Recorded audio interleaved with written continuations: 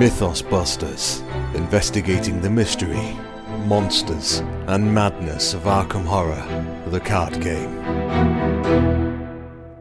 Hello, and welcome to Mythos Busters, Episode 0. I'm one of your hosts, I'm Sean. This is the inaugural episode, we're going to go ahead first and just talk about the other Mythos Busters that are going to be on the cast with me. So we'll go through here, and why don't you just go ahead and give your name, a little bit about yourself, your gaming history, and how you come to Lovecraft games in general. So why don't we go ahead and start in alphabetical order with Ian. Damn. No time to think. The I letter, it puts me on the spot. So I'm Ian. As far as gaming history, how I ended up here, not quite sure exactly, but the place that people will probably know me from is I'm big into the Lord of the Rings LCG, and actually am part of a podcast for that, The Great Company, and have run a blog about that game for a long time called Tales from the Cards. So based on that, I might say the blog. Well, yeah. I wasn't gonna take that title, but I guess if you put it on me. As far as gaming history, I could go into a big long summary, but for now I'll say that I really enjoy card games. That's why I'm here. I enjoy cooperative games, and I'm a fan of the whole Lovecraft theme, so that's largely what landed me here, I guess. Excellent. Glad to have you aboard, sir. Moving on in alphabetical order, that would bring us to Nicholas. Hello. Yes. Gaming history. I'm a big tabletop gaming fan. Started with cards via Sean, so thank you for that, Sean. Thank you for sending my life down that route. From that there, rabbit hole. Yeah. Oh, and what a rabbit hole it is. I'm now into role-playing games are my main focus now, but I do still have a very strong card and board game aspect or side of me. And then as far as Lovecraft, I actually pretty recently discovered Lovecraftian mythos. I kept seeing Cthulhu and all this other stuff I liked, and I'm like, what the hell is this Cthulhu thing? So researched that probably 8 years ago now, and kind of fell into it all from there. So how I got here, I know people. And by people I mean Sean. So it turns out networking trumps talent every time. Well, I'm hoping so. Nepotism is strong at play here. It's fair. Well, you know what? Let's go ahead and round out the team here. We have Tom. Hello, everyone. My name is Tom, or known as GeckoTH on forums and other places around the internet. My gaming history, let's see. I've been playing board games and card games for, 6 or 7 years or so. And I think you've also been at the heart of the creation of a fair few, too, haven't you? I've had my hand in some pots and a few games here and there. So I think a lot of you might know me also from my involvement in the Lord of the Rings, the card game, along with these other guys. Involved in the Cardboard of the Rings podcast from time to time when I can help out. And I'm also a big, huge proponent of cooperative games. I just love kind of that communal effort of playing with people. So that really drew me to this game.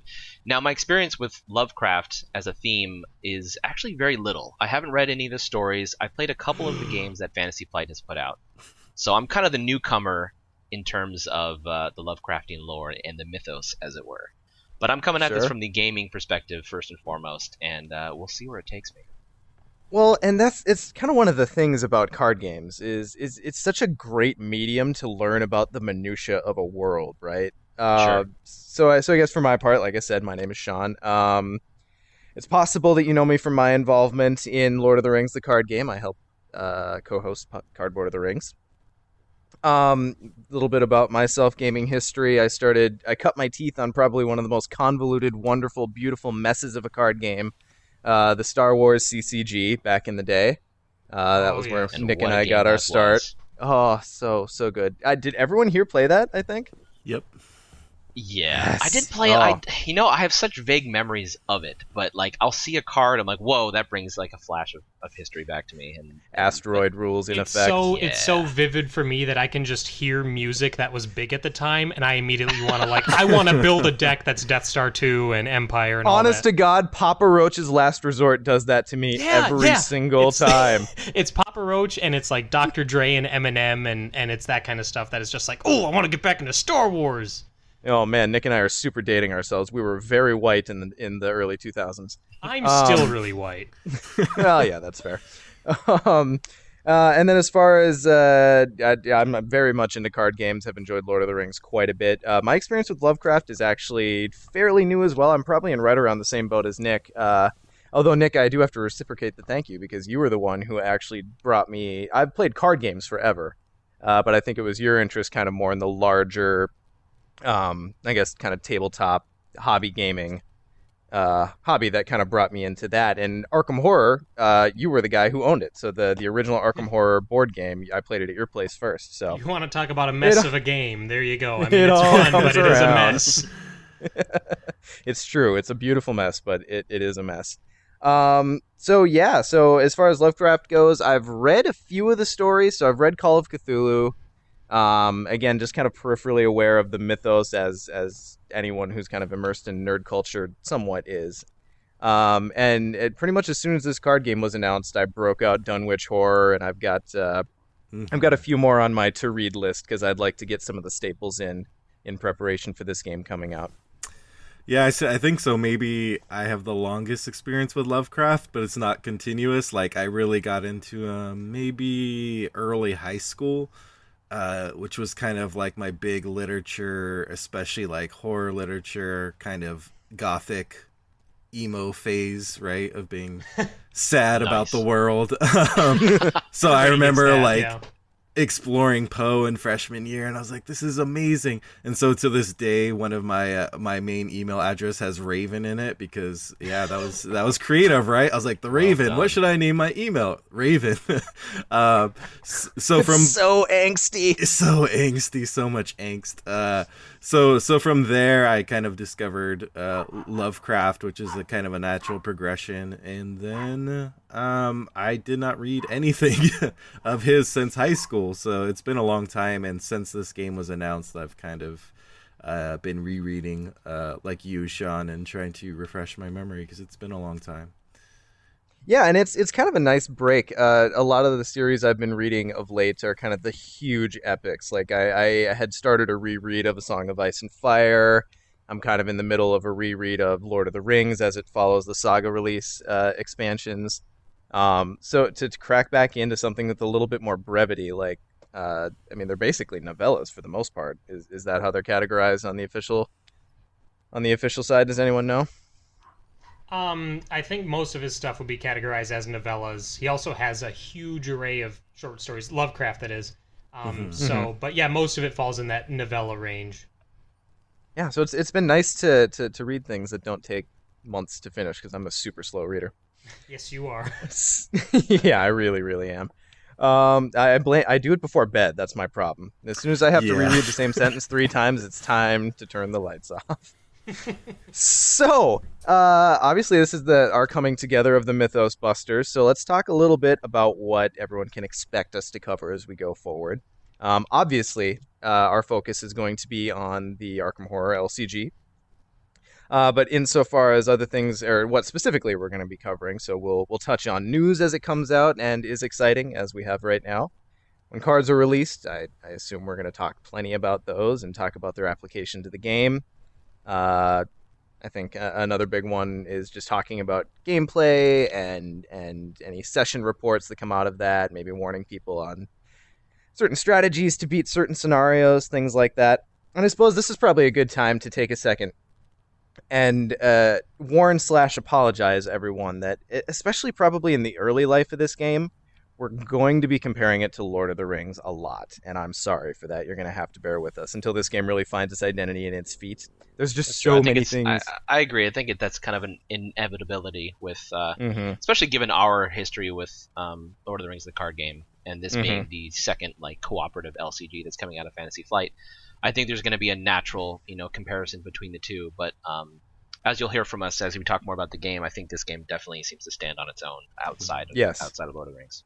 Well, then, Well, as the only person not already involved with a Lord of the Rings project of some sort, allow me to be the anchor of the even though I'm a huge Lord of the Rings fan, of the non-Lord of the Rings interest of this game and how we visualize it, I guess. There you go. Right, I imagine there'll be a lot of crossover as far as the player base, but I know there'll be a lot of new players who haven't played, so if we do talk about Lord of the Rings, we'll try as much as possible to explain what we're talking about. I guess we can keep each other in check in that regard. Sure. Oh, I'll be asking a lot of questions. There you go. Well, good. Yeah, and there's just so many parallels, right? Because it's LCG, it's co-op, it's a deck builder. Nate French created it.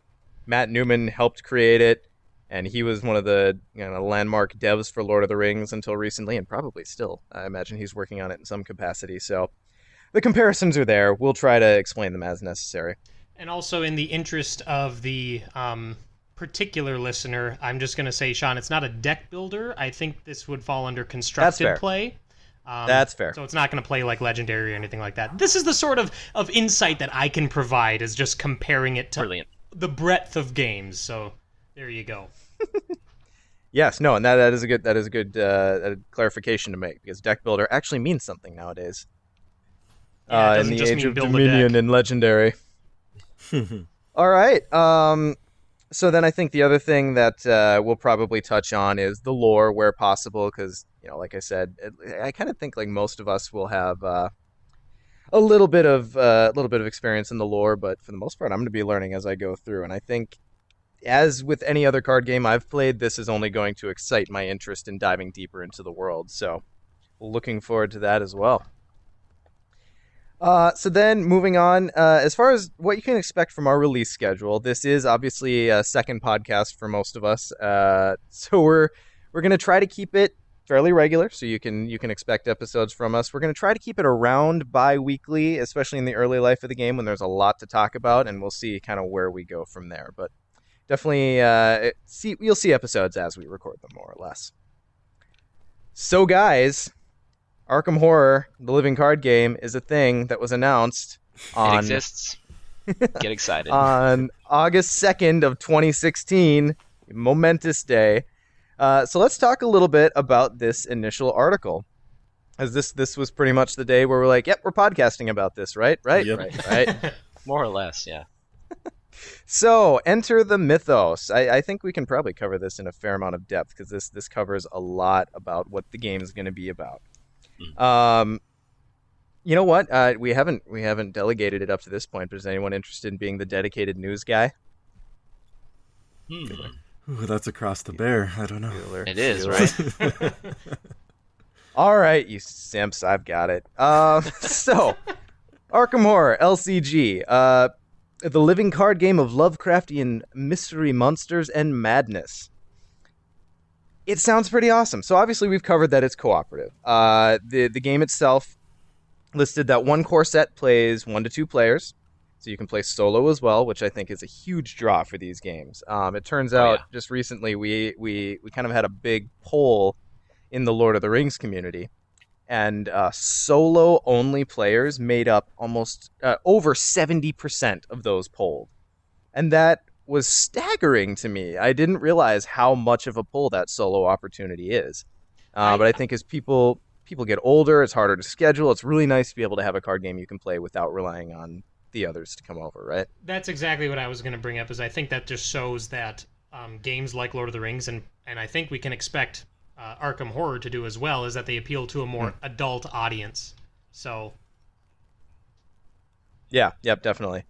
And I think the thing too is, like, if you look at Kickstarter recently, or just like gaming news of new games coming out, like, I'm staggered by how many games now run from 1 player to whatever, or include solo rules. Like, there's clearly a market for solo games based on the fact that so many games now are kind of catering to that solo market, which is definitely good to see, because that's a lot of my gaming time now is solo, primarily with Lord of the Rings.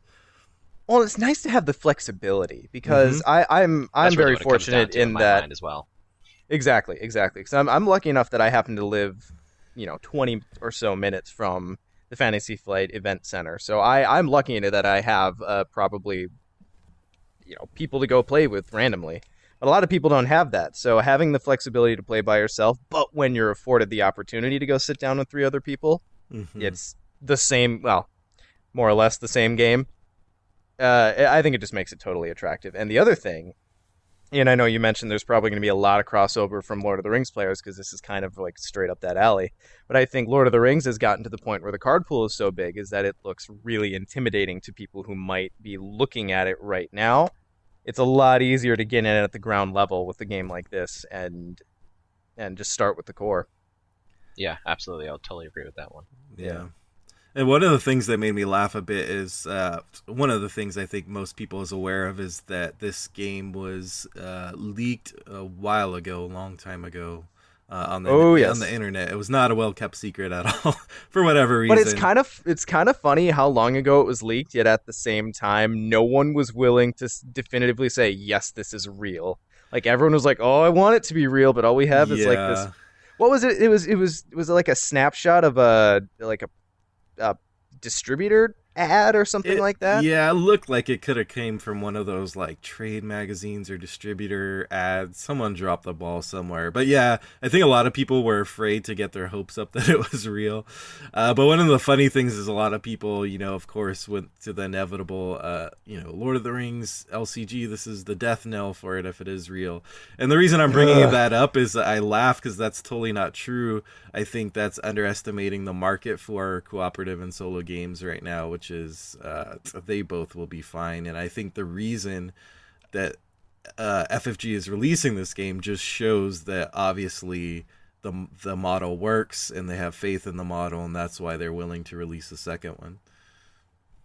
Yeah, I agree that I as long as there's room in your budget for both games, there's room for your life in both games. Well, and not only that, but I think that between Lord of the Rings and Arkham Horror, I think that they both appeal to a different audience in that, and this is going to dig into the article a little bit more, but Arkham Horror is built for a different style of play than Lord of the Rings is. Now, Lord of the Rings, you can do campaign mode, and there are rules around that and different ways to kind of structure how you play, but Arkham Horror is built from the ground up to be campaignable, to do multiple sessions, and for your deck to actually change from one session to the next. And to me, that's like the biggest draw is that aspect alone, in my opinion, because it feels like they're blending tabletop role-playing games, which is, my bread and butter, and card games, which is my other bread and butter, the other side of the bread. So who butters both sides of the bread? I don't even know what that analogy was. But anyway, it's just that, to me... Grilled cheese sandwiches, bro. Well, they're a double-decker grilled cheese sandwich, yes. Yes. So that's make a really good. I think you make a really good point because campaign mode right out of the gate, I think, is also a huge draw to this game. People were kind of clamoring for such a thing in Lord of the Rings for so long, and they finally kind of came out with that with the Saga expansions. But having this coming out from the core set and going on from there, I'm really just kind of excited to see what shape it takes. And we know just kind of bits and pieces of it about how you get to customize your deck with the character you're playing as. But beyond that, I'm kind of really curious to see where it goes. Oh, there's so much potential for them to expand upon that idea, upon the whole leveling up and even like getting new drawbacks and stuff like that, and looking at just tabletop RPGs in general and what ideas they can pull from games that have been successful in that realm and apply it to card games. Just the mind just boggles at the opportunity. Yeah, so let's talk for a quick second, just kind of getting in and kind of explaining the background of what you guys are discussing. So talking about in the article where they've spoiled the back of Roland Banks, who's our first spoiled investigator, I believe, talking about deck building options. So zoomed in on the back of the card tells you how you have to build the deck for Roland. It says Guardian cards, which I believe is the blue faction. Right, because it's got the little shield icon. Yeah, it's the blue, almost like a police badge. Yeah. Okay. So Guardian cards level 0 through 5, and then Seeker cards, which I believe is the yellow faction with the globe. The globe, right? Level 1 through 2, 0 through 2, and then neutral cards, 0 through 5. And then zooming into that the back of the card itself, the first thing that's listed says deck size 30. So basically, and then, I'm sorry, below that it also talks about deck building requirements that don't count toward the deck size. He gets Roland's 38 special, cover up, and 1 random basic weakness. So, talking about deck building, so it sounds like you're going to get to start out with the deck.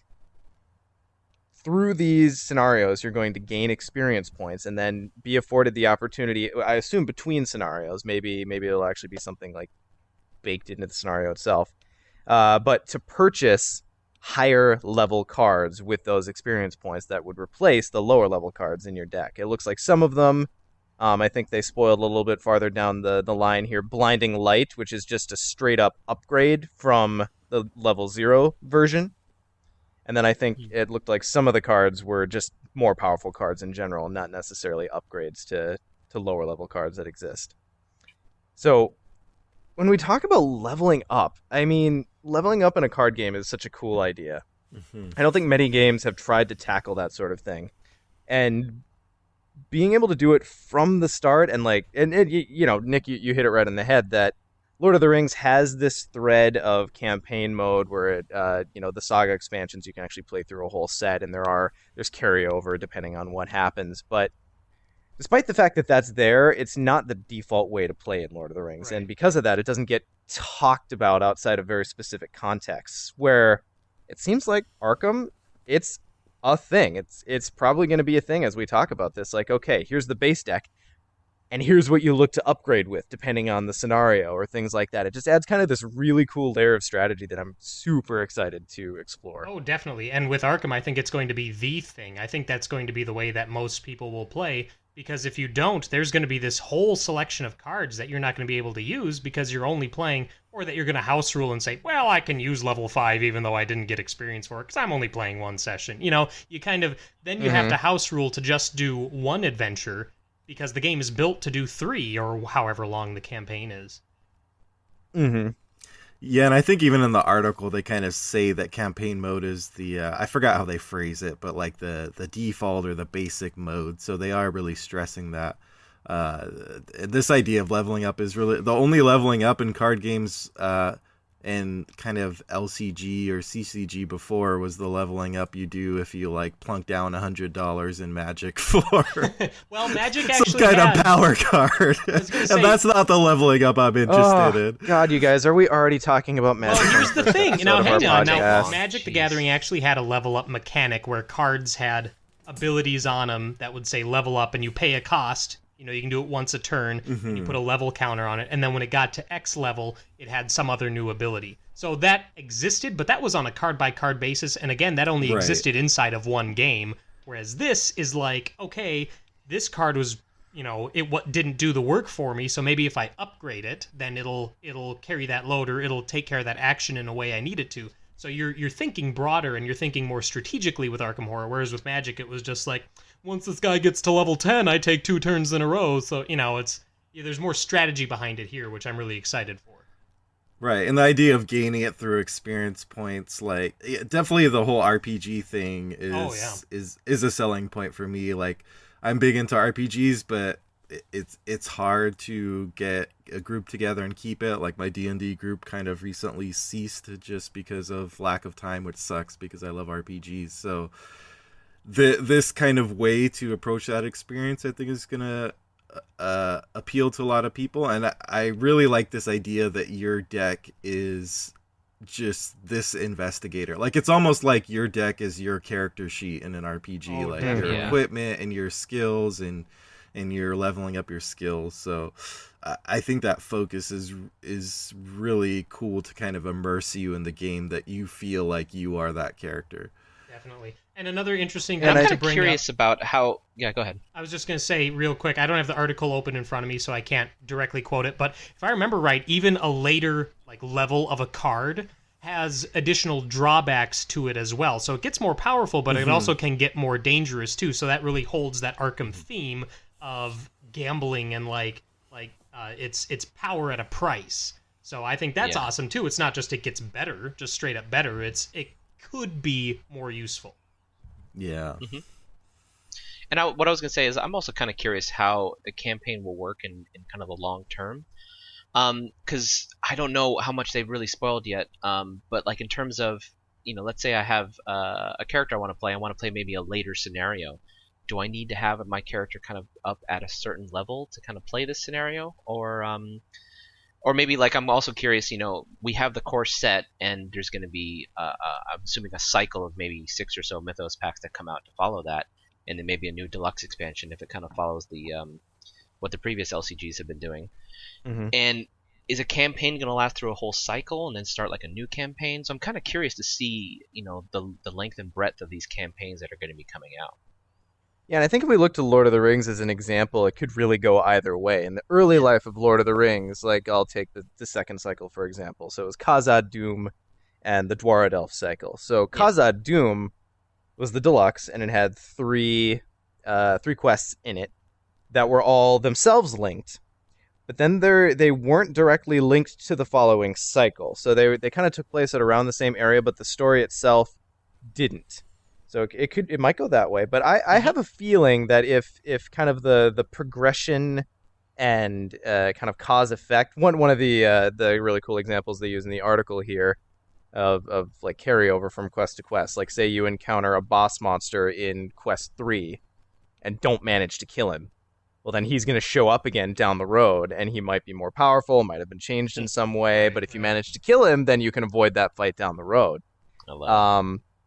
Yeah, and that's what intrigues me. Like, it's not necessarily the difference to power level, because that'll be a thing. But I think the difference in cause and effect, and it's going to add so much replayability to these scenarios. Yes. Because by the time you hit, quest 6 in a line, who knows how many different choices you could have made up to that point, and see something different once you get there. So talking a little bit about what the article mentions about release schedule. So basically all we see here is we get the core set that has 3 quests in it. Another important part to point out is the core set plays up to 2 people. And confirmed via FFG's social media somewhere, I want to say it was their Twitter account, in order to have a full playset of the whole core card pool, you only need to buy 2 cores, as opposed to the standard 3 that we've seen in many of the other LCGs in days past. I think a lot of people are going to welcome that change, yeah. Yes, yeah. So, as a person who's played just about every LCG that FFG has released in at least some capacity, super on board with that. One of my biggest problems with Lord of the Rings, the core set, was that you get the player cards, which is great, which is kind of what everyone gets excited about, but you also have the quest cards. So by the time you get around to your 3rd core, which I never did, thankfully, I've only ever bought 2. But by the time you get around to that 3rd core, all those encounter cards are now in triplicate that you don't need.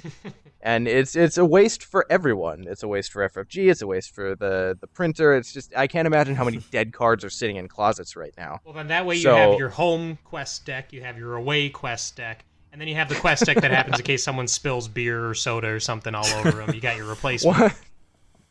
That's not a bad idea. Beer tends to go places. And it's really funny you mentioned that, Nick, because one of our former co-hosts on Cardboard of the Rings, Jared, who is the power gamer person. So does he take lore into effect, or is he all power gamer? I'm not clear on it. He once built a deck with entirely 3 cost cards so that he would never whiff a scrying effect. Wow.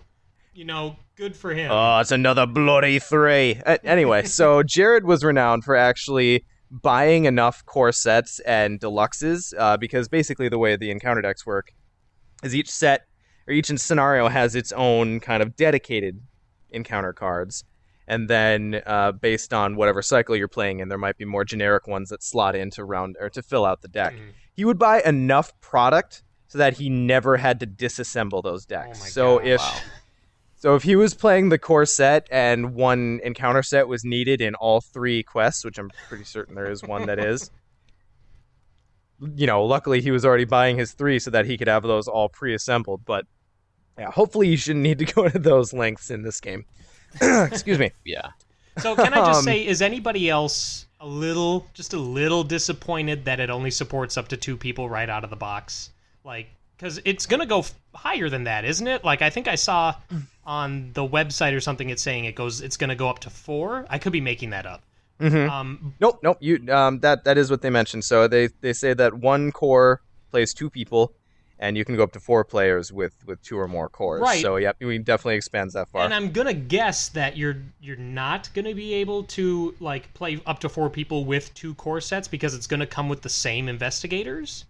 So like it can't be like both me and you are playing Roland. That's not gonna work. But it's just to me that's just like, well, only 2 players right out of the box like that. Little disappointing in the grand scheme of things. I mean, it's hard to say, and I'll mention Lord of the Rings again. I mean, you could play 4 players with Lord of the Rings with 1 core set. Right. You were just missing a couple of components that Right. a pen and paper could suffice. Right. And so I don't know what it's going to be with Arkham Horror, but there might be a way to play 4 players with just 1 core set. I guess we'll just kind of have to wait and see. Sure. I guess I didn't think you might that be it able could to finagle it. Right. I didn't think that it could be like cardboard components or something like that. I assumed it would just be because they're going to have so many extra cards because of that level up feature. I'm assuming that it would make sense for them to only box it for 2 people because that card pool for just 2 people is probably going to be pretty big. Sure. Yep. And I think another thing that might help out in that area, so like we were talking about on the back of Roland's card, if he's kind of representative of the whole of investigators, a 30-card deck's not that big.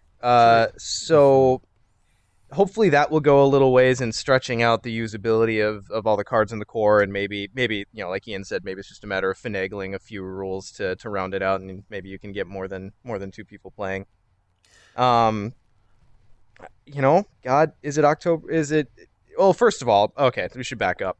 Arkham Horror, based on the article, we're looking to see Arkham Horror, the core set, drop in the 4th quarter of 2016.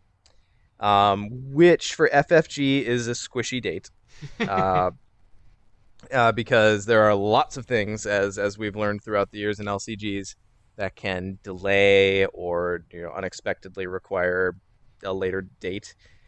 But that all being said, 4th quarter, my suspicion is that they are looking to, or if they at all can, they're looking to drop this in tandem with their Arkham Knights event weekend that they run, usually the weekend closest to Halloween. Now, can you explain what that is? Because I'm not actually sure what the Arkham Knights event entails. Sure. So it's not like a Batman thing, is it? Yeah, that's going to be the other thing. We're going to have to make sure we do all our metadata correctly so people aren't tuning in that a large part of our tricks listener and base, tips on Arkham Knights. I hope that a large part of our listener base Well, hey. comes to us because they think it's Batman. Like, I think that would be hilarious. They're like I love 40 me some minutes into the Batman, podcast, and they haven't even mentioned Batman once yet. So Arkham Knights is kind of a weekend-long event that FFG runs where it's basically a big celebration of all of their Lovecraft-themed games. So Arkham Horror, the board game, is obviously well-featured there. Eldritch Horror, Mountains... No, wait, is it Mountains of Madness? Mansions of Madness. Yeah. Mansions of Madness. Which they've just recently expanded and re-editioned. New edition. I'm so excited to play that. Really, really interesting. Yeah, me too. I think I have that box waiting for me when I get home, and I can't wait to break it out. It looks really cool. I wanted to sit for a demo at Gen Con, but those lines were crazy long. Mm-hmm. Yeah, so it's just kind of a big weekend where they celebrate their games. They kind of give out some promos and that sort of thing. So I'm really hoping that is their window for releasing this. Hopefully to the world at large, but even if it's just to people who go there, I'm kind of okay with that. Well, I'm not. I'm going to have to make sure I go then. Well, weren't you coming anyway? Yeah, probably. Yeah. All right. So anything else that you guys wanted to point out from this article? I think we kind of hit it in nice broad strokes. Not that I can think of. I think that we covered all the bases. Looking through here. Yeah, so super excited to start talking about this game. Probably worth mentioning that on our first episode here, our goal was not necessarily to dive into some of the mechanics, because beyond what we saw here in this article, Ian and I, and Tom, you did too, we're able to get in on a demo at Gen Con and actually get our hands on this thing. So we've got lots to talk about there, but we're planning on doing that on our next episode. So, talking a little bit more, another... I suppose probably this isn't on our show notes, so I'm totally winging this. But one really fun thing that I'd like to talk about is how bloody quickly the community has sprung up around this game. It's kind of ridiculous, and I blame the fact that there's so much crossover between LCG communities that the template has just kind of been made at this point. So now, as soon as we get an LCG, I think within 24 hours of this, quick. We know what to do. Yes, exactly. Battle stations. So within 24 hours of this article dropping, there was a subreddit, Discord channel created. There's a Facebook group. What am I missing, guys? There's already how about this? The friggin' podcast. I was gonna say there's a podcast. Yeah. Well, people aren't going to hear this like 2 days after it releases, but yes, we've basically been starting planning that from moment zero. And Arkham DB is already a thing. Yeah. So That's awesome. somehow we have a deck builder for a game that's not yet released, and that's how quick and figured out the community template is. So I just wanted to bring that up. Probably be a good idea for us to include maybe the links to some of these resources I just mentioned for people to go and kind of get involved. The Discord channel's pretty active. I've been enjoying that, although I haven't been able to contribute a whole lot. What else have you guys found as far as kind of what's happening in the community as it coalesces here? Well, I just want to say that I think that part of the reason why this community aside from it being an LCG and LCG's already having a really strong community, is this we had this leak early on, and from there everybody's gears are turning, and everybody who's even remotely interested in it from an LCG standpoint or from the Arkham standpoint has already been deliberating and talking to each other and what could it be, what is this, how is it going to work. So it started a long time ago, and it wasn't until we actually got confirmation of it that community had a little bit more of a reason to kind of be a full-fledged community. So I think this community's been around for a while. So the Ferris Bueller wheels were spinning and just waiting for the concrete to drop out from underneath. Yes. More or less. That's what I heard. Simply put, yes. I mean, I've just been excited that this is kind of the first... I don't know, the most excited I've been for a game that I can remember, because I got into Lord of the Rings LCG after it had been released. About a year after it had been released, so I wasn't in on that pre-release hype. And so to be in on this ground floor, and I've kind of seen a lot of people making the same comments, like, this is my chance to be in on the ground floor. And I think that's generating a lot of the excitement and kind of impatience that people are like, I'm not going to wait for this to appear, I'm just going to make it, I'm not going to wait for Arkham DB to appear, I'm just going to make it happen. So I think that's generating a lot of that. Well, I think it's also cool to see, not only do we have kind of the crossover because LCGs tend to cross-pollinate as far as their communities go, but even what we've seen with the game at this point, you can see shades of other ideas from other LCGs. So it's so easy to just kind of find your way home here if it's something you're interested in. Yeah, definitely. So, yeah, anyway, the Lord of the Rings community is seriously, this is not hyperbole, even though I'm mostly prone to that. It is seriously the best community on the internet. And I don't know whether that's the cooperative nature of the game or what the underlying reason for that is, but I'm super hopeful that this community will follow suit and just be, I don't know, welcoming. There are very few trolls in the Lord of the Rings community. I'd say as far as its toxicity levels are really low. Mm-hmm. So yeah. Agreed. Yeah, so hopefully that carries over here. I have faith. I think the co-op nature of the game just inherently just encourages that co-op behavior outside of the game. Definitely. All right, boys. So that was actually all we had to discuss on the intro article. One other little bit of information that maybe some people who are newer to following these games might be interested in is often when there's a new product released, announced, whether it's a core set or later on when we get deluxe expansions, you can often go to the FFG description page where it's actually a little bit more kind of a bit more of a product description than it is an actual article, but there's often extra spoilers, things that you haven't seen beyond that, and they're almost like Easter eggs, because I think a lot of people don't know to look there, so I would definitely go check that out if you haven't already. There's quite a few little bits to the game that weren't spoiled in the article itself that are actually talked about in the on the description page. So yeah, one thing that caught out. my eye was they talked a little bit about the investigator and how you can only equip a limited number of items, kind of like inventory slots. And again, harkening back to what Nick was talking about with Netrunner, or just RPGs in general, that kind of really caught my eye. I'm like, oh, this sounds really cool. Yeah, so you're just going to be building your character sheet with cards, essentially. Exactly. Well, and not only that, but I noticed, too, that when they went through the different equipment slots, one of them was an ally slot, and I noticed there was only one of those, so immediately I started thinking, like, buddy cop movie meets Arkham Horror, like, it's Roland and his grizzled old friend, and they're going to go and, take on Cthulhu, and I was like, that's awesome, that's really cool. Oh, yeah, okay, you got to pick your ally carefully. You can't be... there's only that's one a big that's commitment. so crazy. And, we're not going to dive too much into the cards, but I will say the only ally I came across in my Gen Con demo was amazing. It was a stray cat. What? First of all, the art was amazing because it was basically a cat on top of a garbage can with glowing red eyes, so sweet right there. And then its ability was you discard the cat to evade an enemy. Oh my gosh. You chuck the cat at the monster.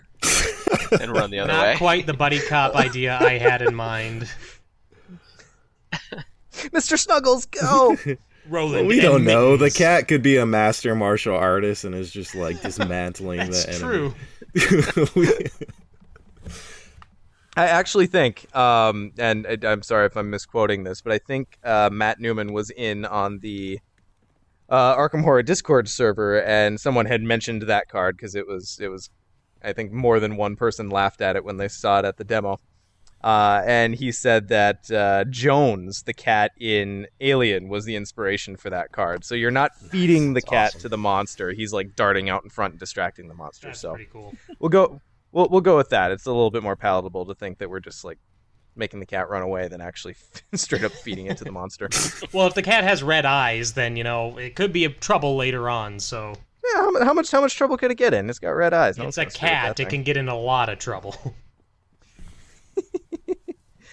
All right. Well, anything else we wanted to touch on I guess in that description? We did get the spoilers for Roland and Wendy, who were the two investigators demoed at Gen Con, so we'll be discussing those in a little bit more detail next time. Like Tom mentioned, we've got the accessory slots, which I think is going to be a cool way for them to limit min-maxing shenanigans, because you can't just build a tower of pain like you can in some other games. You can't go Voltron too hard. Oh God, is it Q4 yet, guys? Unfortunately, It's not. close, yeah. All right.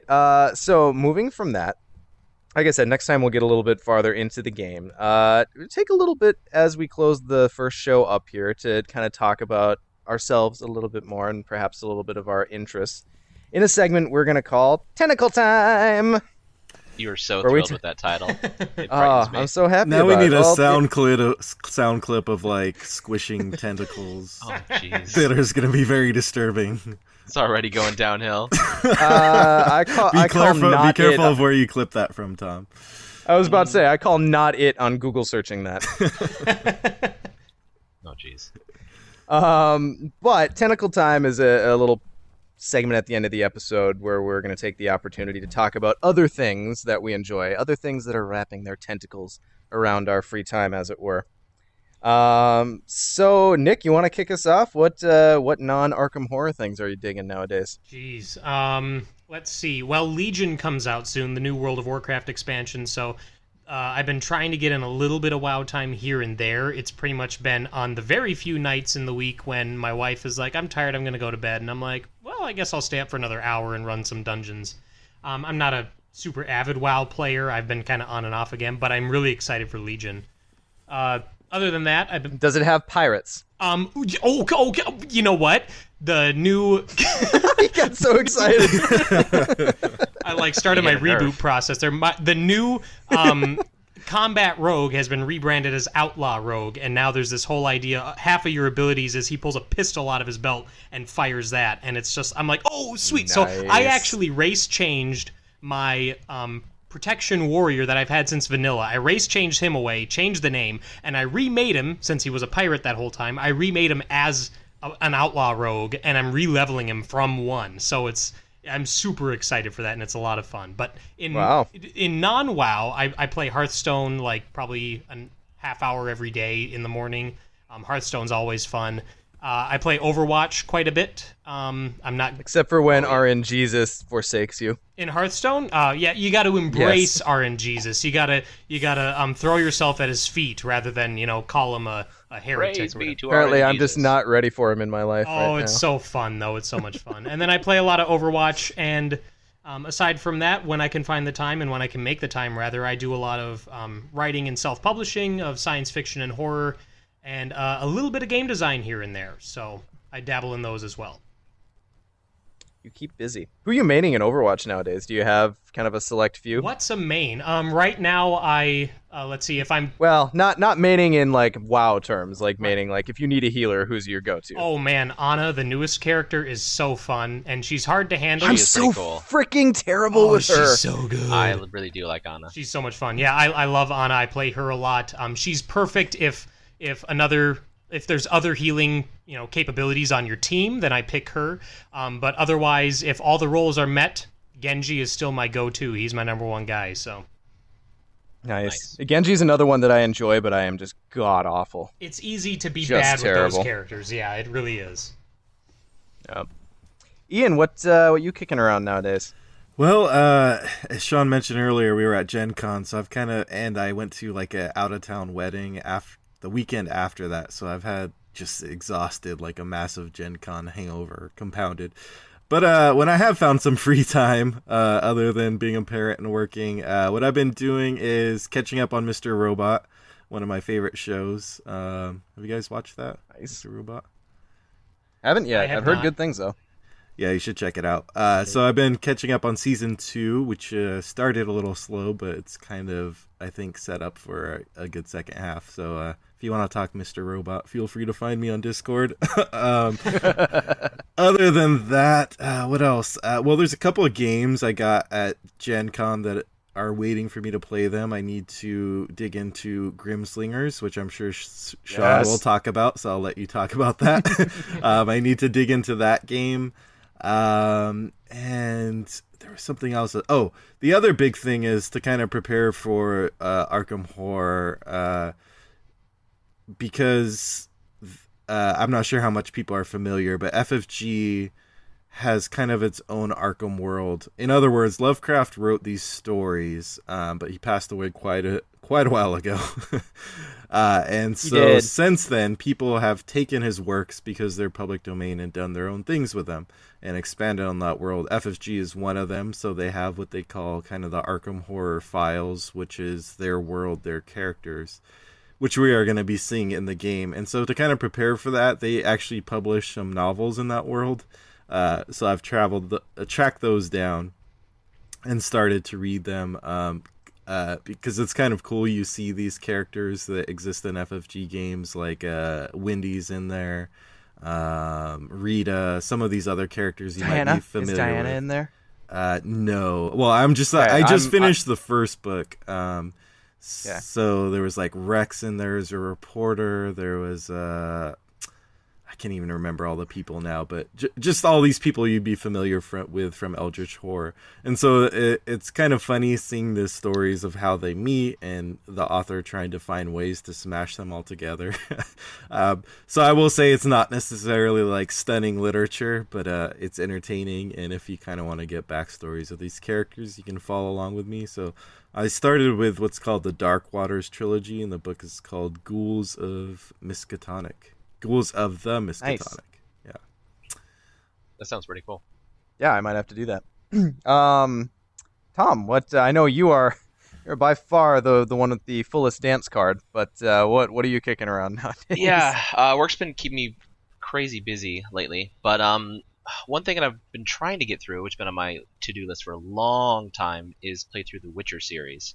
Okay. So I'm also actually reading the first book, The Last Wish, as well, to kind of dive into that whole lore and everything. And I find it totally fascinating. So I'm about halfway through the first game and halfway through the first book, and I can't wait to get through all the way through Witcher 3. So I started the first game, and I dig the world, but and my problem was I started it like well after its release. The mechanics are so fiddly.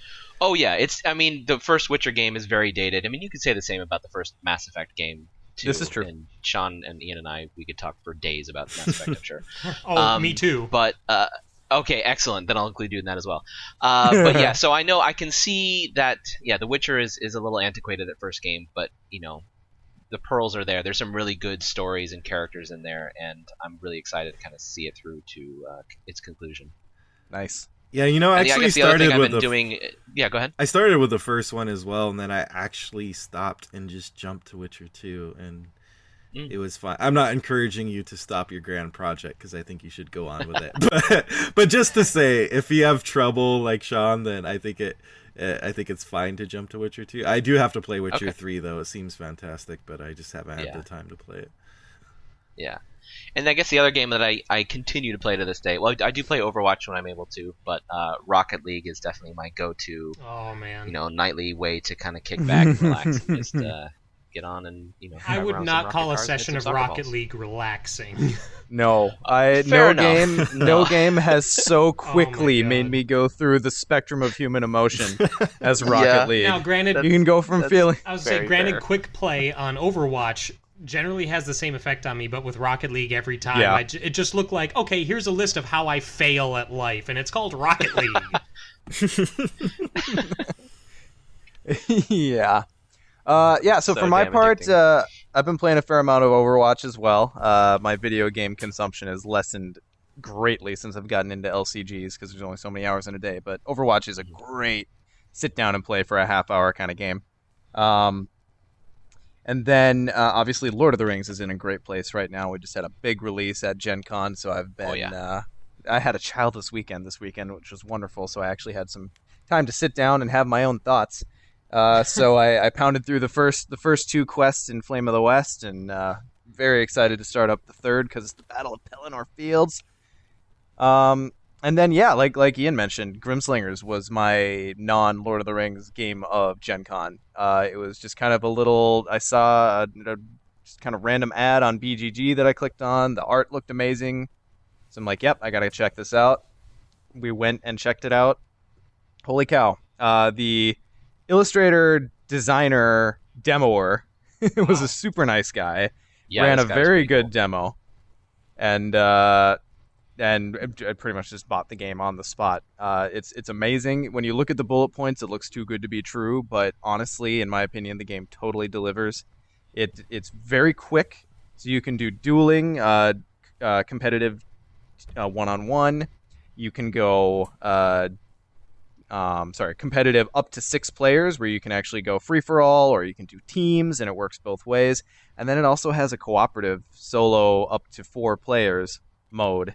That was what I was really sketchy about, just kind of how simplistic the skeleton of the game is. I wondered how it would handle campaign mode. And it totally works. I did the first session by myself, and I put a full stop on it, because I don't want to do any more until I can do it with a few other people. So that's really cool, digging that game. Sean, you showed it to me at Gen Con a few days after you had first. Oh yeah, I was selling that one hard. You were, and yeah, when I was there at the table and kind of saw the demo being played and kind of the bullet reports were explained to us by the demoer, I just bought it sight unseen right there, right then and there.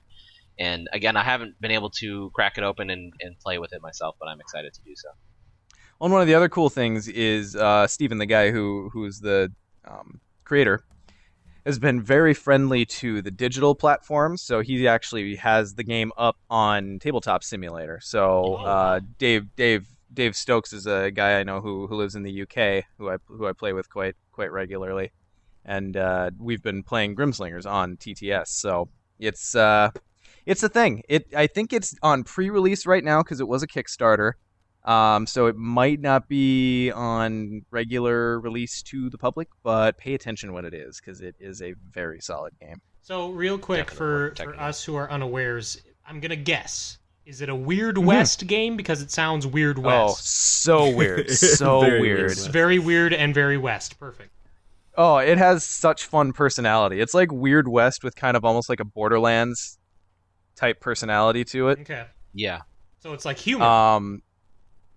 Yeah, well, it's got a lot of personality and humor in it too, but it's got some seriousness as well. So it's just a cool blend. Like, for instance, one of the Kickstarter things was some of the stretch goals were opening up designing the actual characters to backers. Oh, wow. Or by backers, or whatever preposition works there. So you have such things as, you've got kind of like your standard steampunky looking gunslingers. You've got your kind of tribal, like punk-looking dude who's almost out of Mad Max. But then you also have like a dachshund puppy with a long sword and like a cybernetic cat.